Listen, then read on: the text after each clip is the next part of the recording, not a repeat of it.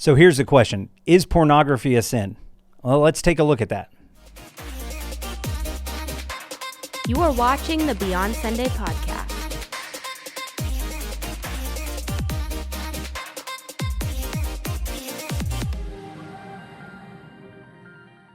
So the word pornography isn't mentioned in Scripture, but Scripture does have a lot to say about sex.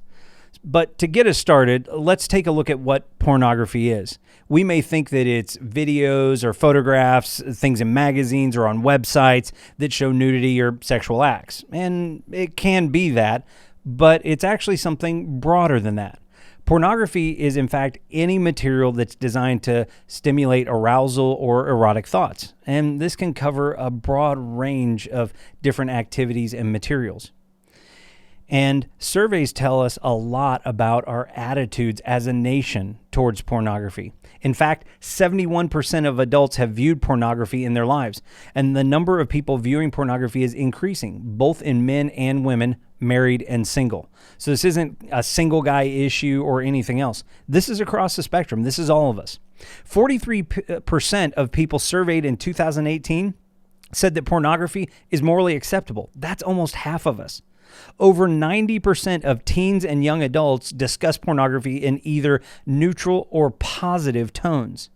And in recent surveys, more people viewed recycling as more of a moral problem than pornography. So clearly our attitudes are changing about this subject. So what can Scripture tell us about it, though? While it doesn't mention pornography, it does mention sexual immorality, which is anything sexual that takes place outside of marriage. The writer of Hebrews tells us that we should honor marriage with no sexual immorality at all. So we must keep sexual immorality and, in this case then, pornography out of our marriages. Scripture doesn't just address the issue in marriage, though. In 1 Corinthians chapter 6, the Apostle Paul gives us several guidelines about sex. He tells us to flee sexual immorality. He informs us that our body was meant for God, not for sexual immorality, and he tells us that the sexually immoral will not inherit the kingdom. Elsewhere, Paul instructs us to put to death sexual immorality, Colossians 3:5, to have no hint of sexual immorality in us, Ephesians 5:3, and tells us to walk properly and not in sexual promiscuity or sensuality, and that sensuality and immorality are acts of the flesh, Galatians 5:19. Jesus himself speaks clearly on the issue. In Matthew 5, he explains that if we look at someone with lust in our heart, we've committed adultery. That's a big, big step. Adultery, which is a violation of one of the 10 commandments, is a very serious sin. And Jesus says that having lustful thoughts towards someone is the same thought generated by pornography, and that is the equivalent of adultery. So this makes pornography a powerful force of sin in our lives. And pornography is not just a sin against our spouse or our significant others. For those of us that are married, clearly this is a violation of our marriage covenant. But for all of us, regardless of our marital or relationship status, it is sexual immorality and it's a sin against God. And let me say this as well. Not only can we see from Scripture that it's a sin, it has a profound impact on our lives. A number of studies have shown, and they've been done, that show that pornography has a profound effect on rewiring our very minds. Now think about that. As we partake in pornography, it is rewriting the very structure of our minds. We exhibit very similar brain activity as drug addicts do as people begin to partake in pornography.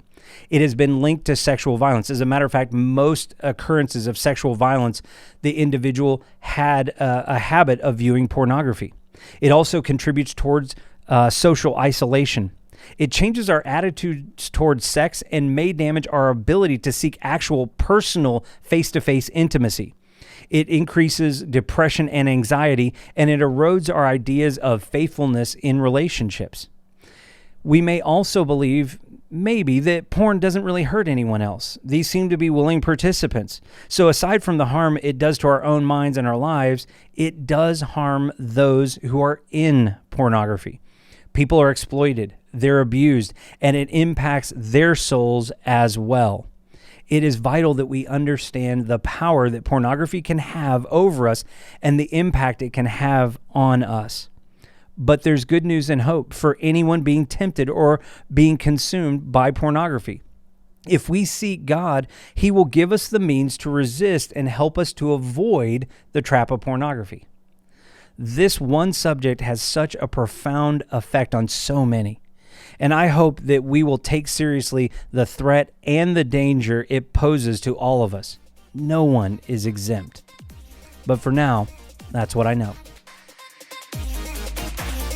This has been another episode of the Beyond Sunday podcast. And don't forget, like, share, and subscribe.